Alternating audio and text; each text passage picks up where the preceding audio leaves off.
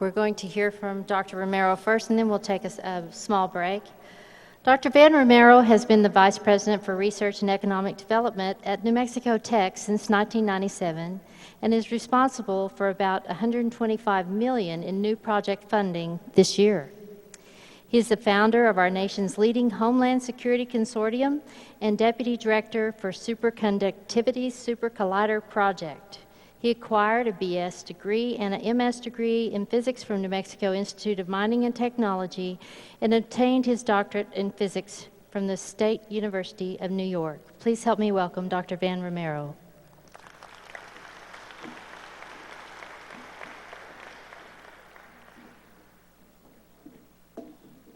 Thank you all very much, and thank you for being here today. Before I make some remarks on trying to make some conclusions on what we've just heard, I want to turn my attention to the introductions that Senator Lavelle made this morning.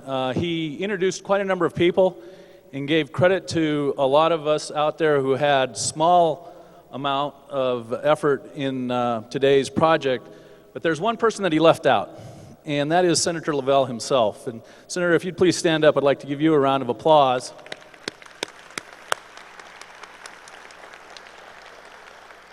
I remember about a year and a half ago, I was in his office in Santa Fe, and he said, you know, we've had some good ideas, but we need some resources to do this. And it's Senator Lavelle who came up with the resources to make today happen. So, you know, we can have a lot of great ideas, but without the resources or the money, we're not going to go anywhere. So thank you, Senator, for providing us with those resources.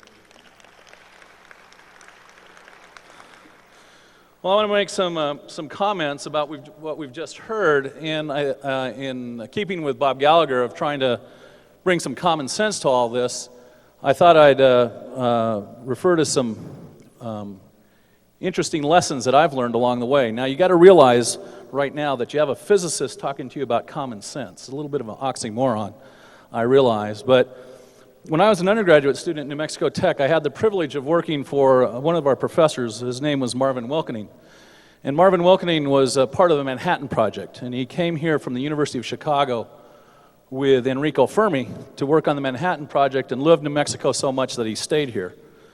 Dr. Wilkening was an expert in natural radiation, and he taught me a lot about radiation.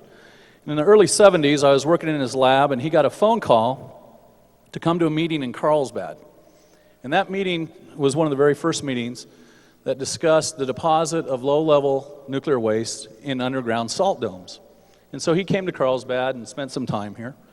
He came back to the lab, and I asked him, I said, gee, Dr. Wilkening, what was that meeting all about? And he described it.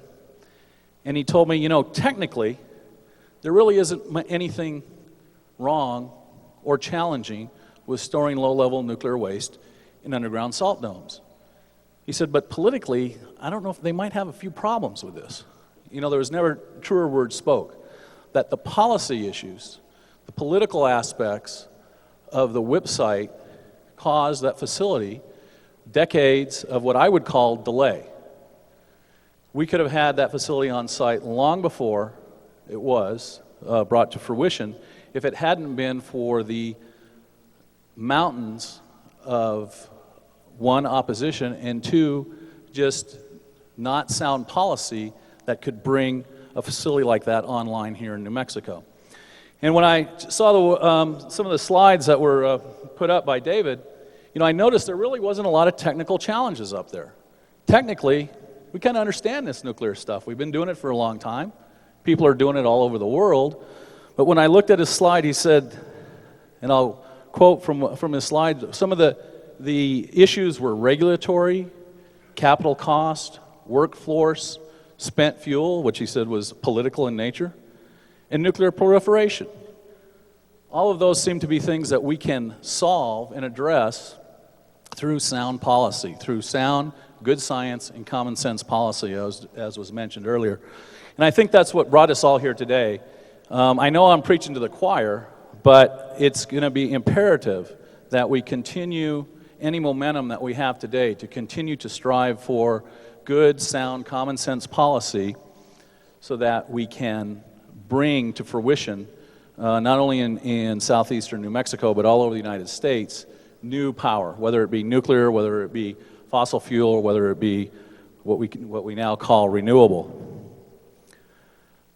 I also like to make a comment about the great work that's going on here with LES. As a representative of what was originally the School of Mines in New Mexico, I hope we all realize that while we're enriching uranium down in southeastern New Mexico, we have an abundance of uranium in the central western part of New Mexico. As many of you know, we have billions of dollars of uranium in the ground, yet the original mining aspects or original mining activities in that area has left a real sour taste in the residents of that part of New Mexico. And I'll refer to a quote from Mark Twain, who said, once a cat sits on a hot stove, he'll never sit on a hot stove again. Then again, he'll never sit on a cold stove either. It's imperative that we look at what those resources that we have in New Mexico. We have a tremendous amount of uranium in the ground. We have an enrichment facility here in New Mexico. Seems to me it would be a good idea if we could get those two things together. Yet we have a legacy that we have to overcome. And Bob Gallagher talked about how we're our own worst enemy, and I think that's very true.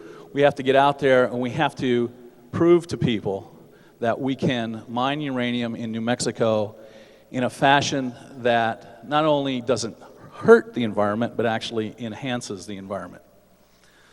The one final comment I'd like to make is about the aspects of a community like Lee County and the support that this community has given to the energy industry. I don't think you can overestimate how important that is. As we just heard, LES first was trying to locate in Louisiana. There was local opposition to that. The result of that was the plant was not built in Louisiana. Certainly, the community welcoming this facility has played a great role in LES coming to southeastern New Mexico, and it's important to continue to exploit this community and its welcomeness for these types of programs. It is invaluable. I think that rural America really is the answer to our energy issues, and this is one part of America I think that will lead the nation in solving America's energy problems. So with that, I'm going to conclude, which will give us about, how much? I hear 10 minutes. So we're going to have a 10-minute break before we start our next session. Thank you very much.